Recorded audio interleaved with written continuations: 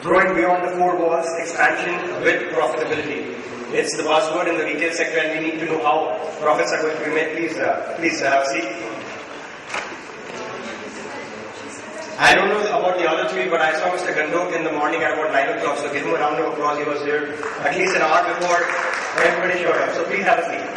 Welcome, gentlemen. And everybody else was there, but I saw him, so having coffee with me. So, alright, the theme for this session is expansion with profitability, and you don't want to risk not being in this session because I think that's the buzzword.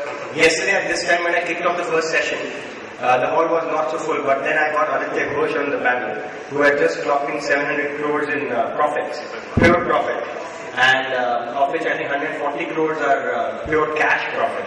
So I think everybody will want to log on to profits as soon as they start listening to you. Okay, the way we will do it is, you're the moderator, so it's your prerogative how you want to conduct the session. The usual format is Q&A extempore, and as and when you deem fit, you open it up to the audience for them to ask any questions. If there's anything else, I'm here in and out, but I'm going to be around. So we have about an hour, let's say. So 11:15 is what we should aim at. If we can finish earlier, it might help us manage time. Because the session was supposed to start at 10, but we are good. We are still good at 10:20 or so. Over to you guys. Thank you. I think what we'll do is we're going to have each of the panelists introduce themselves, set a context for their organization's profitability scale versus their competitors, and share a couple of insightful, what they regard as insightful points, both either be positive or learning in terms of learning perspective.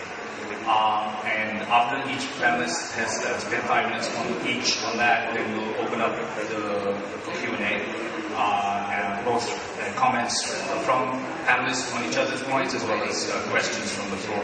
So my request to the audience members is, as you're going through, just so we can be able to gauge the time, you can just flag up your hand, and I would request you guys to just please focus with questions, not comments. Alright? Thank you. So why don't we get started just from that end level, we just get started with you this slide. Good morning, my name is Atul Ahuja. I represent pharmacy chain in Apollo Pharmacy. First of all, I'm very glad to be a part of this forum, wherein we are talking about sustainability and profitability. I remember a couple of years back when I started coming to these kind of forums as an audience, I remember the conversation was all about pan-India presence, fronted around stuff. But at Apollo Pharmacy, I think 6 years back when we started our journey, it was more or less the same. In the last 6 years, we have been able to do close to one outlet a day. That's the kind of growth which we have done. So moving from 250 outlets to 1600 outlets today, the growth story has been very, very hectic and all these things. But having said that, I think the focus has been more on the system, profitability. That's one of the reasons today we are the only pharmacy chain which is selling profitable numbers. So having said that, there are 2 points that I want to touch upon. I think yesterday Shiva was also mentioning about this, that retail has become more or less a logistics business than a retail business. And I think we identified that niche, and looking at the diverse supply chain, looking at 30,000 SKUs that we do. The first thing we did was to maintain, to sustain this competitive business, we almost outsourced our banking. So today, when I run 1600 outlets with the help of 16 DCs, I technically don't have a DC, we call them virtuals. So that was the one thing, because in our case, supply chain and the availability of product is what really matters. So that was one big initiative that helped us. Second, when we look at expansion, when we look at growth, I think the fundamental driver was how to make sure that the new store that comes into place breaks even as early as possible.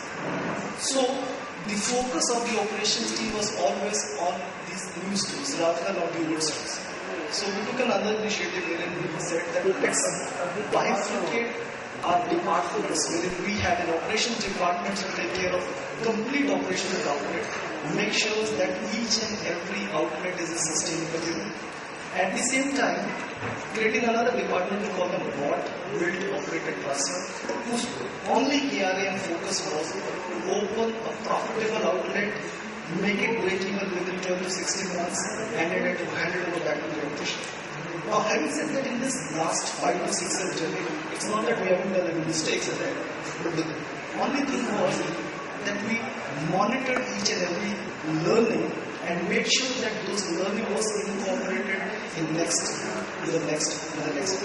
So I think these are the two thoughts I would like to leave here. Yeah, I work with an investment bank, O3 Capital, who work with a lot of consumer and retail businesses. So overall, if you look at my perspective on say the growing with profitability, we have seen lots of businesses where there is a lot of emphasis on the growth and getting a scale, build, get economies, and you'll start getting profits. However, what we have seen over time is that unit economics, return matrix, if you are not understanding your gross margins, how they are moving, I think those critical things define how the business will shape up in the end. Finally, the investors also, if you look at, there's a lot of pressure from the investors to get rapid scale because investors have a limited period of time. Once they invest in the businesses, they push for the scale. At times, entrepreneur gets into the dilemma of, say, getting a scale by adding revenue streams, getting more footprint, vis-a-vis saying, okay, I understand that how each of the box which I'm putting in, how it will generate profit out of it, and it will become a self-sustaining at some point in time. I can grow for a while, assuming that some economics will come into play, but eventually industry structure is not going to change in 1 to 5 years. It is going to take time. So if you are thinking that if I'll be 10 outlets, I'm losing say money from 10 outlets, each outlet is losing at the outlet level itself. But once I reach 200 outlets and all of a sudden say every outlet will start throwing profits, it's too tough actually. I think let's understand that maybe negotiating with the suppliers, negotiating with the real estate can add those 400-500 basis points. It can't change the business model drastically. So one has to focus saying that what will be my just put it simply saying when will I break even, what is my transition, how is my team getting in fact, am I delivering the right product? Those basic things I think mostly entrepreneurs miss out at times. That's all it is. Hi friends, I'm Vikram. I'm part of a salon chain called Enrich, and we've been operating out of 4 cities: Bombay, Hyderabad, Bangalore, and Pune. When we talk about growth stories, so we need to ensure that no growth story can be negative for long. Otherwise, it cannot create a situation where you have negative EBITDA for long-term period. Otherwise, it questions the term called growth story, right? So that's very important whenever we set up a business. Second thing, what we've learned over a period of time is there's a whole lot of transition from when you launch a store. We need to have a speedy and a very focused transition to make it a cash break-even. In our case, we focus that to make it happen in 12 to 15 months. A couple of other points, when we started this business in Bombay and then when we grew to other cities, few learning came into a picture where opening up 1 or 2 stores in a particular city does not justify the setup cost, team cost. So in our case, we learned that the cluster approach can help us much better, because then all these supporting costs like marketing, operations, in our case training is one of the important area. Those things can be optimized, and then you can bring to you can get the store level EBITDA quite fast. Apart from that, as far as marketing and other things are concerned, we feel that no one size will fit all, right? So we have to ensure that whenever we are opening up a store, that location analysis, catchment analysis is very important, because if something is working, and if I use example of Bombay, where in Kandivali, when we open a store, we give a free service voucher. It works very well. But when I'm opening a store in Kemp's Corner, free voucher will not work. I need to give 50% of the premium service, because customer can relate to such kind of marketing initiative quite well. So these are the things I think we've learned over a period of time in the business.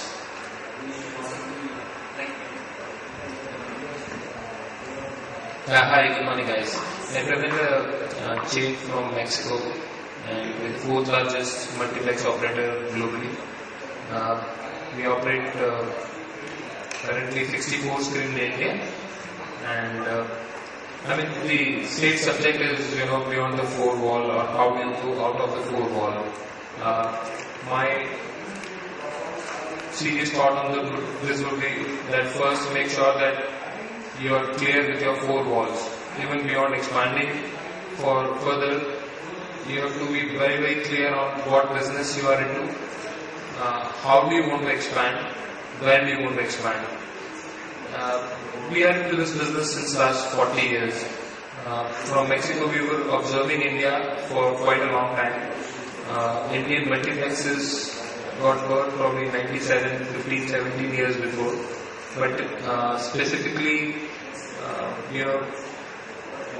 it was difficult for people to understand that how do a multiplexes can run with 20, 25, 30% occupancy. And how do you grow yourself if the demand is not that high. But so we also took time, we did our research. We came after 15 years. It was difficult to expand in India. And we made sure that our understanding within our four walls is very clear. Just to give you a detail on what I'm saying is, do we really make money from the ticket that we sell, or we make money from the popcorn that we are selling? So which business you are into? Are you in the business of movie selling, ticket selling, or you are in the business of your F&B? We decided no, we are strictly into the business of popcorns. So, I mean, to make our four wall clear, we took really long time. As I told you, we entered India after almost 15 years. But when we entered, we were very clear about what we want to do. We started expanding very fast. We started with an expansion plan of 500 screen. We have already signed 450 plus screen, which will be starting by 2016. To pitch a developer and tell him that, okay, you have another multiplex, what different would you do? It was very difficult initially. But now each developer understands what we are doing different. We've started a concept of specific proprietary. So unlike the local or I would say the existing operator who are there in the country, who has always been focused on screen ka space bada kar do, concession ka space chota kar do, and then let's fill in as many people as we can in the audience. We'll say no, that's probably not the way. Let's give them better legroom. As if you're running at 20-25% occupancy, why don't you give better leg space and give more space with the F&B where you make your own money?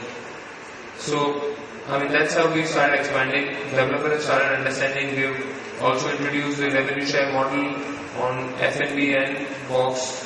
Advertising do contribute to our revenue, which is a significant amount. Professor Pavan was saying that you should be more into advertising business and not even into the F&B or box office. That is the way it works globally also for us. But I mean, as a session, sticking to the session agenda, I would say that Cinepolis currently the way it is growing with 64 screen that we've already operational in 12 different cities.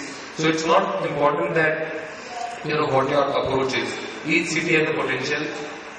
How much space that city has for you is what you have to evaluate when you're going to each city. My submission is that make sure that your four walls are well within your control, well within yourself before you start expanding beyond four walls.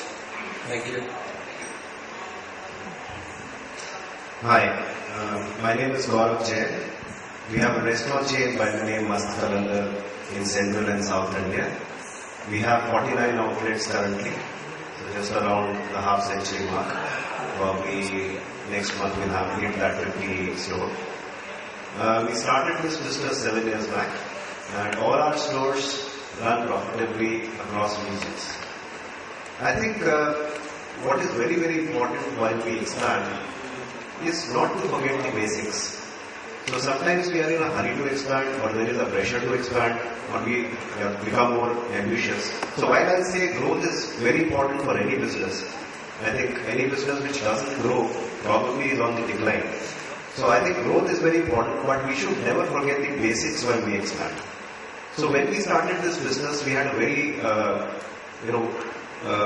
small amount of money which we put in as seed capital. So those principles which we formed with the first store, we have tried to replicate that while we have expanded and also raised PE money. But we have never forgotten those basics, and I think we feel very protected and proud about the fact that we still run the business with the right principles in place. So what is the right principle? In my mind, I think unit economics. Does the store, does the business make money at the unit level? And while I've seen in various cities what we have expanded, which is Bangalore, Hyderabad, Chennai and Pune, I think every city has various dynamics, whereas the retail cost is concerned or the manpower cost is concerned, even food cost. So give you an example, I think Pune we have higher retail cost than Bangalore, but lower food cost than Bangalore. So somewhere it offsets, but does it make money? Yes. So I think the thumb rule for us while expanding is to look at the unit economics and become really worried about a store which is not throwing up money. And in our business, I think we have a break-even period of about 3 months. So we get very worried if a store is not making money after 3 months, which is relatively shorter than any other businesses, maybe saloons or multiplexes. But I think for a restaurant business, that is normally what we see as the gestation period.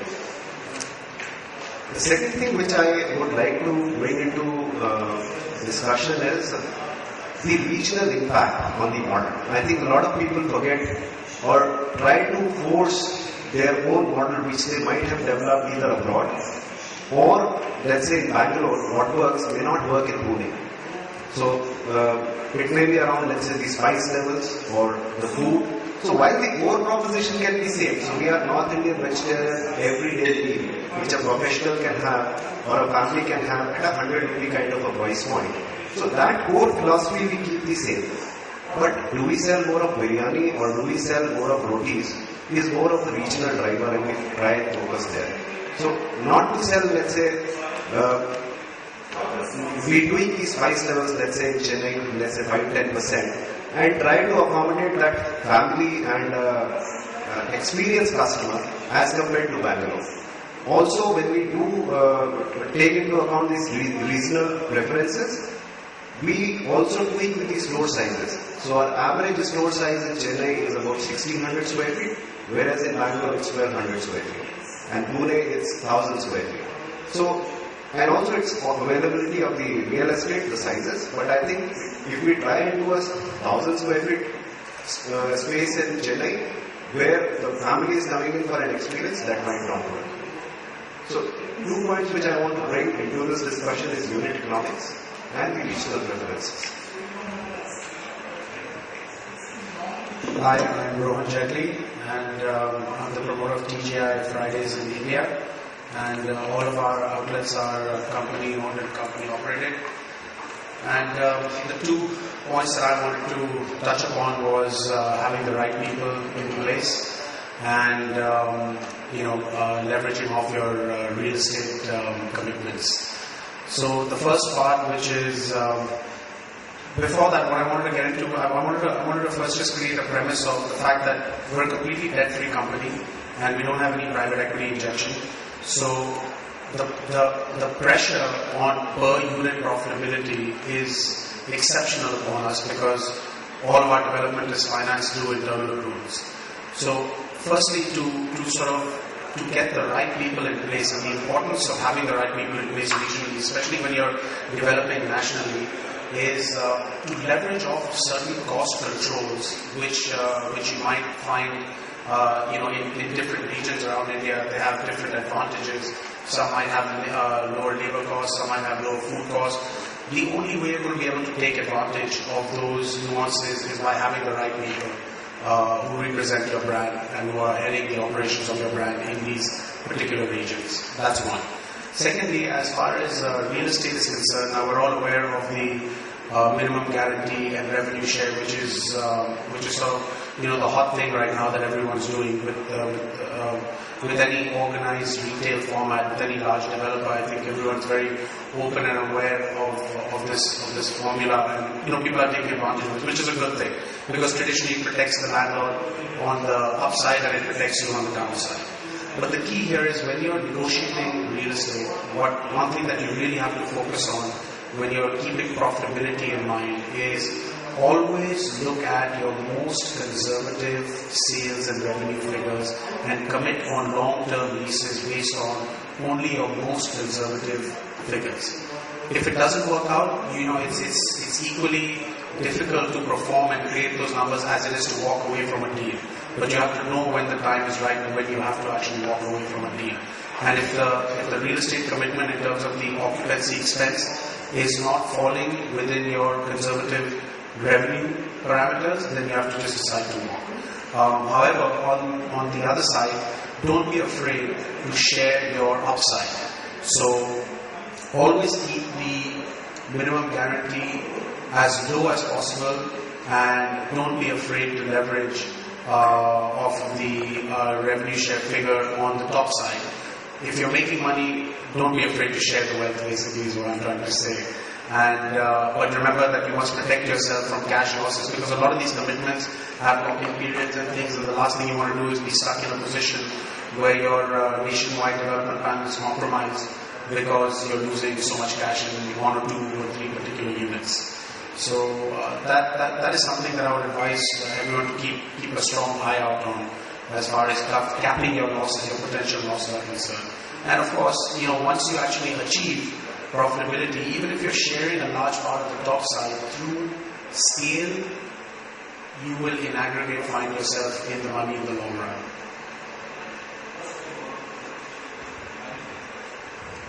Morning panelists, morning friends. Sorry I was a bit late. My name is C.K. Kumaravel. I run a salon chain called Naturals. Beauty is fleeting, but the business of beauty is not. As long as your hair grows, our business grows. We have around 300 stores, actually 301 salons across the country. But Bombay, you people may think it is an ice cream parlor. 90% of our stores are in 3 southern states, and 90% of our business is franchised. So, we believe in franchising. Franchising, simply put, is using other people's time and money. But that's only half of the equation. The other half of the equation is franchising is using other people's time and money responsibly. When you put the word responsibility to the equation gets power. And that's how we have grown over 13 years and got into the 300 salon mark at this point of time. The franchisor comes with the brand name and the business knowledge. The franchisee comes with the local knowledge and day-to-day operations. And there has to be enough margin to share between both the players. As long as these parameters are met, then the business is intrinsically franchisable. World over, beauty salon business is a highly franchised business, and so is India. So that's one of the reasons for why we have moved fast and reached the 300 mark. I always used to say that the rain fills the size of the vessel. You keep a spoon outside, the rain will fill the spoon. You keep the tumbler outside, the rain will fill the tumbler. You keep the bucket outside, the rain will fill the bucket. You keep the swimming pool outside, the rain will fill the swimming pool. So are the opportunities in India. India has arrived, Indians have arrived. We as a brand and the product maker, are we ready to reach them? That is the question in front of us. And what is the methodology we are going to be? We have to reach the product across the country or even beyond. I feel India itself is a 25th country in terms of size and complexity. To understand and reach this country itself is a huge opportunity and challenge in front of us. And Indians are intrinsically entrepreneurial. So that's a great opportunity, and flip side of it, that's a great problem. We are constable conscious, we are not signal conscious. So there are a lot of legal problems which comes into the way, and a lot of such issues which is a bottleneck which is coming in each and every business. As long as we are able to maneuver, I believe that Indians living in India are better suited to know these nuances and more ready to scale up. And that's what is my take. Thank you, CK. Thank you all panelists for those opening remarks and setting a very useful context. I'd request the audience members, if you have any specific questions, to start flagging up your hands so I have a sense of 2, 3. Great. So if you can just hold on to your questions and start thinking about them. I'm just going to ask 2 questions of the panelists and then we'll come to you. My first question is initially to Atul and CK, but if any other panelists also would like to comment, most welcome. My specific question is, once we talk about scale, in economic terms, there's also a concept we call a network effect. In other words, the bigger your cluster grows in a particular geographic area, the per store sales should also grow up. And so my question was, in your networks, have you started to see that effect significantly yet, or if so, what are the learnings about the cluster effect, and what is the magnitude of that cluster effect? Yes, it's a very simple thing. It's very obvious. I think it does, after you reach a critical mass, it expands exponentially. And I have seen it happen time and again. Once we have reached that 20-30 mark, there is no need for advertisement. Franchise partners are coming, customers are coming, vendor power, you are able to leverage it better. More and more people see your brand in the customers. Sorry, CJ, allow me to interject. So what I'm interested in is the specifics of, what's the threshold? Do you need 20 or 30 stores, or do you need only a dozen or half a dozen, for example? And secondly, when you see 20 or 30 stores, how much higher per store sales do you typically get to see when that cluster effect kicks in, versus in other areas where you say don't have that threshold? No, it depends on how you segment split the market. So we thought Chennai is a 30 salon market when we opened. When we reached 15, we thought it will expand. No. Only when we reached 30, it really exploded. And today we have more than 100 stores in one city. Great. Atul? I have a confession to make out here. Oh. Okay. Well, let me tell you what that confession is. As a retailer, I say, we spend a lot of time on analytics. For sales rate, rentals, sales, marketing, and all this stuff.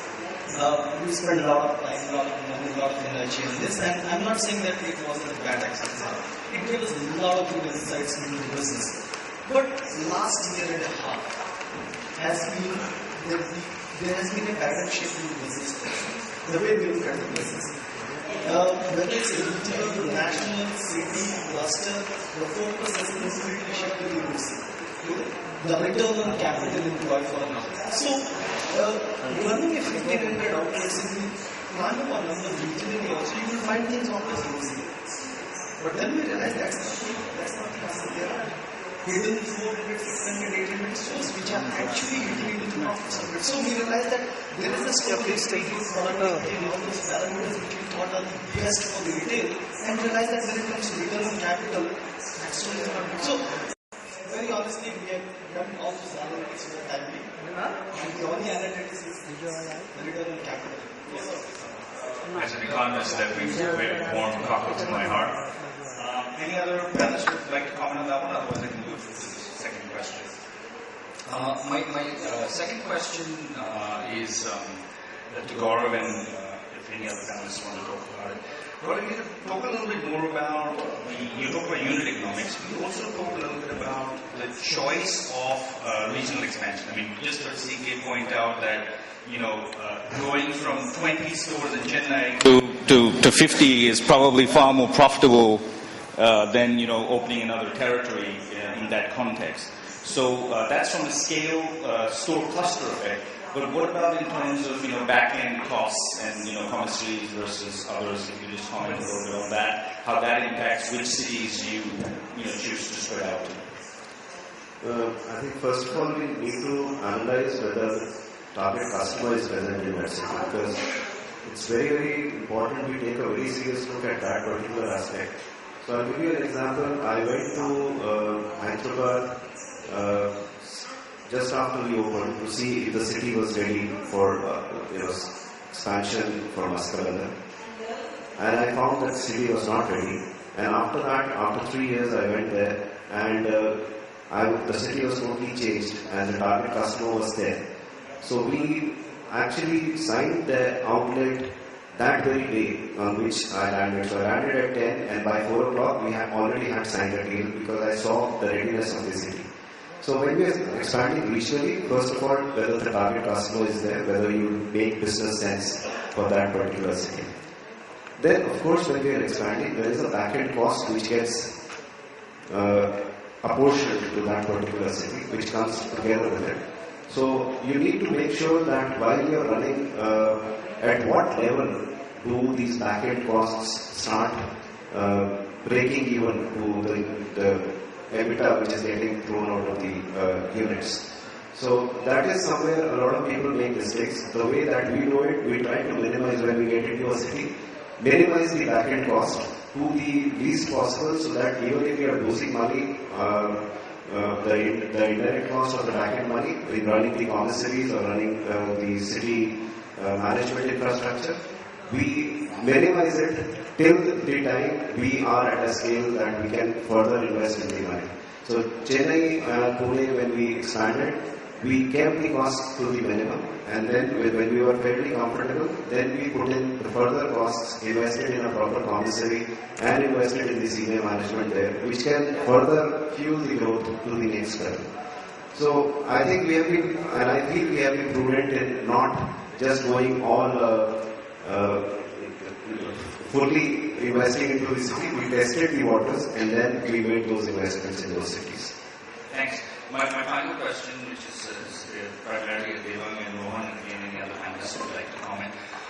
When you compare and contrast the availability of attractive organized real estate locations, say, in the past 3 years versus what you see in the next 3 years, is there a substantial reduction in the availability, or do you see still plenty of, good supply for the kind of business you want to achieve? For good quality real estate at the right price. The contrast between the past 3 years versus the next 3 years. I was just going to say this, when we first pioneered our operations in Delhi, we were in a high street location, and it was what we call an unorganized marketplace today, but at that time it was the closest to one of the more organized retail centers. And I think as retail is evolving, developers are evolving as well. We've come a long way from where Hudson Plaza used to be, the pinnacle of mall culture essentially in Delhi. And now, from what I've seen, is traditional mall infrastructure is obviously much more. You have a lot many more advantages when you're in a mall versus when you're in the high street. Forget about the infrastructure and the water, electricity. There's also a licensing advantage, especially when you're doing in-house licensing, multiplex. I'm sure it becomes even more complex for us getting bigger and things like that. It becomes a lot easier when you're in an organized an organized format, basically a mall. But then what started happening is that malls started, in certain cities you started facing a certain situation of an oversupply scenario with mall development. And then aesthetically what happened was it became a little more of a same look, same feel sort of a scenario. It started becoming a little redundant. But now what I've seen is a further evolution from that, where malls themselves are incorporating into their organized format the charm of a typical high street retail sort of look and feel to it. So a lot of the malls will have outdoor spaces. A lot of the malls will have your retailers and your F&B entities facing outside. My question is less about high street versus mall. To my mind, that's actually a redundant question. Okay. My question is more about supply of good quality real estate for the kind of expansion you want to achieve. Do you see enough of that for the next 3 years versus the supply that was available, say, prior to that? I'm seeing a lot of supply coming into markets that are developing. Okay, and then as they're developing, it's also building its own catchment from a residential and from a corporate office perspective. However, in the urbanized, really sort of, in South Mumbai or South Delhi, it's obviously very limited right now, based on what's available and, what kind of demand there is in retail in these areas. So there's always going to be a scarcity in urbanized areas, but then that's why new cities are being formed, like Whitefields in Bangalore, or Rajahat in Calcutta, or Greater Noida in Delhi and NCR. So as the supply sort of evolves, so does the catchment around. Yeah, although I often wonder as to when the buildings will get occupied and whether we can survive that long. But Yeah, sure. I would only say that retailers' job has become easy now. What used to happen is 3 years back, you go to any city, you will find 4 developers. This is a net parcel and I'm building a mall here. You really never know that you're signing the property, the mall will really come up or not. But for future, what I see is for 3 years from now. Yesterday in one of the sessions, we were discussing that is there any good learning for a good mall development? There is for sure, and just to answer the question straight, I would see a lot of quality development is what we are seeing coming for next 3 years. The development which is happening is a serious developer. They have understood the difference between real estate and real estate retail, and they are coming together to deliver the project which can be successful for long run. So as far as the story goes for us, at Cinepolis, we've seen initially it was very, very difficult to see whether a developer is building a mall, do we really want to get into it. We've taken our own chances and we've been quite successful. We've started we were saying that whether the city is ready or not. We started the first multiplex of Bihar. People were thinking that you're crazy, are you serious, you want to go and do business in Bihar? And today we're proud to say, to pitch Mexico and tell them that, okay, Bihar has the potential, please come in. And they all were laughing at Indian Executive Committee, are you guys serious and you really want to go there? And today we're proud to say that in our entire circuit, Patna is the best profit-making venture that we've signed in India, and the ROI for that project is the best in the history of cinema industry that I've worked for 15 years. So I would say that it is about the quality development for future, and for sure there are players, just to name a few, players like Orbit and Infinity, they've done like a great research on how the mall development should be, what the brand mix should be, how to operate the mall, and that's what it is coming for the future. So there's a great future. Thank you. Well, it's very reassuring to see that, at least from the perspective of panelists, there seems to be plenty of supply available. So any other panelists want to comment, or should I open? So I would just like to say one thing while we're talking about real estate and organized supply of malls. So I think there is also an oversupply right now in some of the cities. And while we are expanding, we get tempted that, look, this mall is available at the right price. But are there really footfalls? And I have seen some of the malls, just going completely vacant. And that is something which we all should look out for, especially in retail while we are expanding. I think in your business, probably the multi-use workspace business part is probably a much more meaningful catchment. Well, yes and no. Yes, because it's a great lunch business, but on dinners we have other issues. Okay, let me open the floor to questions. Sir, if you could just announce where you're from, specify the panelist and your question, please. Hi, this is Devashish from Ultratech Cement. My question is for CK. You run a large franchisee-owned, franchisee-operated kind of model. How do you ensure a uniform customer experience across your stores? Yeah, I think that's the biggest challenge for all the service industry. I always used to say the challenge for the chain service establishment is to provide uniform, poor quality. I stress on the poor more because of the uniformity required. So that's the biggest challenge.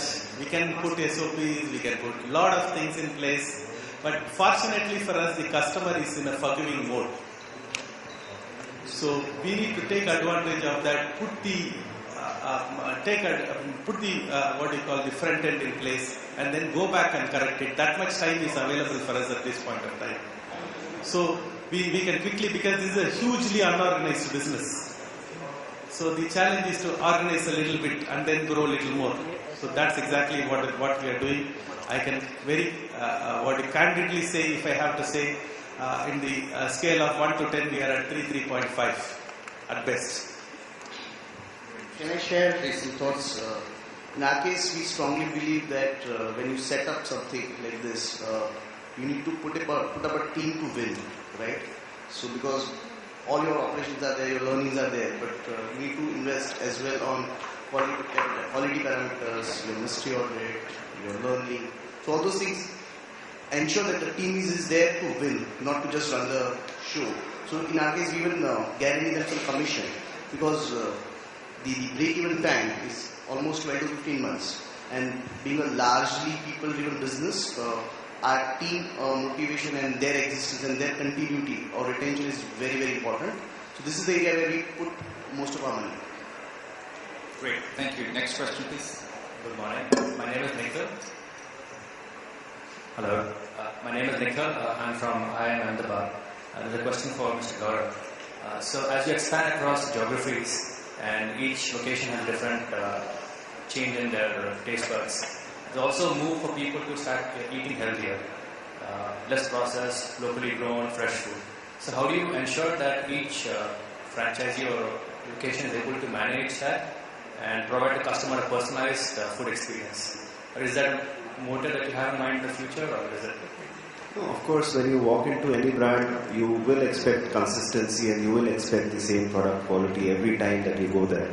And that is, as CK was also mentioning, challenge, especially in India, because India is still learning the norms of the service industry and how to provide that consistent experience. So what we do is we take out the creativity out of the business, which is actually the opposite being in food business. We try to processize it as much as possible. So we will train and retrain and audit and re-audit and ensure that the same product comes out every time.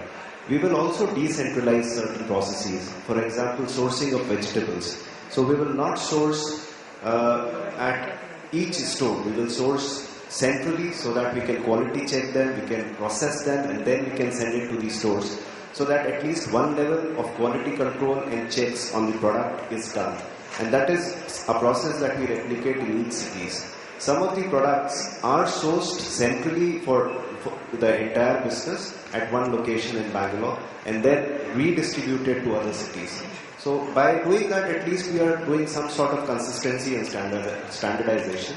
And then we would invest into some technology in which we would come up with certain recipe mixes. So give you an example, let's say we do aloo paratha. So that paratha, the aloo is sourced locally, the wheat is sourced locally, but the masala for that is done centrally in a central kitchen and given to the outlets. So when we do that aloo paratha, there are high chances that it will be consistent every time that we do it.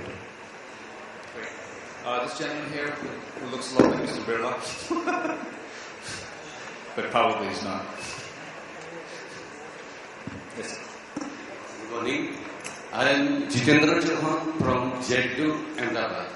We are running lifestyle MBO in Gujarat. We have 13 stores, and out of Gujarat we have 5 stores. In the beginning, I started my career in 1995, first store. Then we expanded in 2004, second store from Baroda. And it is our Baroda, Surat, and then Rajkot. These are all stores, right? So we are making profit. But after expansion, more stores, we are today 18 stores. So profitability going down, because of rental and bank debt, everything. So today we are 150 CR company. I have one question. Shall we go for B? How can we grow in our life? I guess Deepesh would love to talk to you. See, I think this is one thing which we hear across businesses in the retail space. If you look at it, whether it's a restaurant business. Say earlier the comment was that restaurant, when you are running 5 restaurants, you are profitable. Once you become 50, then you start losing money. So similar kind of things which are there. The key remains that you need to, again I'm saying that management accounting is very critical in these businesses, where you understand that every outlet is making money. So what are the things you were doing in the 3 outlets? What are the, I'll say, what was the discipline you were following when you were taking them on rent? How much revenue you were expecting and whether you are getting the same across your 18 outlets or not today is the most critical thing. And then the corporate overheads which you are putting on that when you are building an organization to run 18 outlets, because it's not saying there's 3 outlets, maybe you and your sons and your family can run on their own, they'll be sitting on the cash. Now you are putting, there is a cost of putting systems and processes and how you are amortizing that to ensure that the returns which you are getting from those stores are also able to support those costs which you have built over a period of time. And that's the only mantra which I can suggest at this point. If I could just add, as a former PE investor who's given up the ghost and decided to become a professor because it's much easier, and at least I, had less of an exchange rate risk issue. But my only comment would be is, until you've been able to figure out the puzzle as to why your profitability is declining and have a clarity about an action plan for that, probably that's a more important precursor before wondering about where the next funding round will come from. Otherwise, you'll get taken to the cleaners probably. But I'd leave it at that. Next question over there, please. Hi, my name is Vipul Mathur. I'm from Nokia. And my question is to the panel because it may relate to every retailer. This is regarding in the context of expansion about flagship stores. So, all of us define flagship stores in our own ways. I want to understand from you that, what is the right definition of a flagship store? Is it something which gives you the probably highest revenue? Or is it something which is there in the best location, always bleeding, but still, you have to stay with this? And how do you really manage these number of flagship stores and where you should be? I thought that they were supposed to be the ones that lost you the most money, but maybe the panelists have a different view. No, it's certainly not the store that loses the most money. That's not how you define it at all. But the flagship store is essentially a store that creates branding externalities that affect the rest of the country. So if you have a flagship store in a very prime location in an urbanized city, obviously, the top tier 1 cities, Mumbai, Delhi, Bangalore, these are the 3 most obvious cities where you have to have a flagship store. If you're a nationwide brand, specifically Nokia. Again, because it creates it makes an aspirational lifestyle statement in urbanized cities. It creates this aspirational notion to buy this particular brand even in tier 2 cities and going further maybe into rural India. But the one thing about flagship stores, when you're looking at the box economics of flagship stores, a lot of people make this mistake of opening up a flagship store saying that we're okay with losing X amount of money because it is a marketing expense. That's completely wrong. And to a certain extent, a flagship store is certainly not profit oriented, but it is certainly a store that has to break even at least. And a little bit of cash losses every now and then in slow seasonal months is acceptable. However, in aggregate, you have to break even. That's how I would define it. I would like to share thoughts. So unlike product kind of business where you can afford to have a flagship store and you can have large variety of ranges or variations or whatever, in our kind of business which are like services business, so for us there is no flagship store. Each store is flagship store. We need to ensure that the execution and the service level is maintained, because that's where the business is going to come, right? This is the big differentiation between a product versus services retailing. That we all have to see. By definition, if you see, flagship means the one ship which is carrying the flag. Right? So it is the one which you'll build for building a brand for your business. Clearly. However, one can't go overboard in terms of building that flagship, which is putting too much cost in that and say burning cash, and without realizing that is the one flagship which is sinking all of the ships which are there. So that's the most critical thing. In fact, people at times after building one flagship and get awed by that and open too many flagships.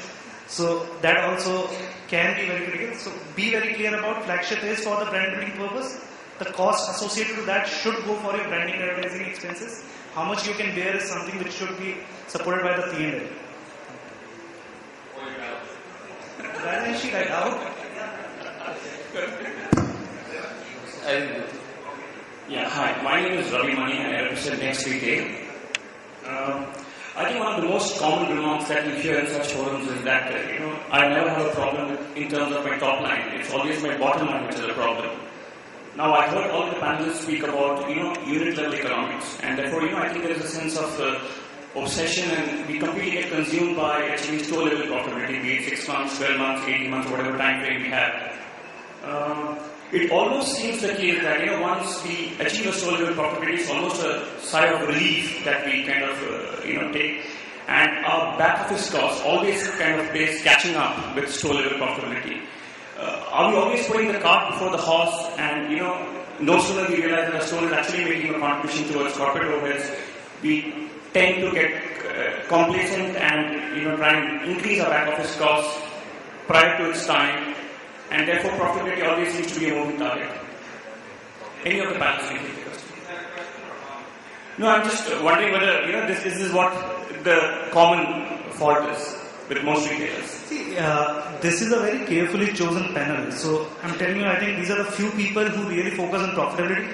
So they have chosen them very carefully. Otherwise, you will find enough people who focus on the top line and not the bottom line today. So. Yeah, I mean, I'm trying to draw a distinction between store level profitability and profitability at the company level. These questions about back-end costs and, always playing catching up with store profitability, and therefore you get into a negative state. When we look at store level break-even also, the corporate cost is already built into it as a component D into it. So store level break-even cannot be without a corporate cost. So that's how we need to look at it. That's how we look at it. Yeah, definitely. I think you can't put a Rolls-Royce engine to run a Fiat car, as simple as that. So you have to have those systems and processes and the cost which can support your unit level economics also. So as I said, at times all your stores are making money and still you are losing money. You need to really look at your corporate overheads and fix it up as well. Yeah, my question is to panel. Yesterday also I was hearing a lot about the performance of the every store in terms of the retailing, in terms of Bihar, Patna. Just now the gentleman said the same thing. I could see that in that case the Bihar is the opening market where the experience of the retail for the most of the people are there is not there. Now, how do you take this challenge when you see all the other regional metro, maybe Bangalore, Chennai, where there is a lot of supply of the retail, a lot of formats are there, and there is a lot of to and fro in terms of performance, real estate cost and everything. That means performance what is coming from the Bihar is a default. That case maybe most of the retail, how do you take this challenge in performance in terms of the regional as well as the easy going where maybe the Bihar. Sorry, so you are specifically trying to ask the question whether metro has the potential or not, or only the non-metro which is still not supplied has a better potential? Bihar is the opening market, so where in terms of the profitability as well as the business volume which has been coming as a default, because for there the people is new experience most of the time, which is not the case in the other metro if you take Delhi or Bangalore or Mumbai. Right. So you're successful in Patna. So what? What does that mean for? Will you be able to, be profitable in a more competitive market, like a major metro? I think. Right. So I think specifically the way our learning was, even like Patna, when you say that it is an easy-going market, but you also have to see that the moment you're successful, there are other 4 people waiting in a queue to see that okay, this product is successful, this place is successful. Let us also start there. Similar to what is happening in metro.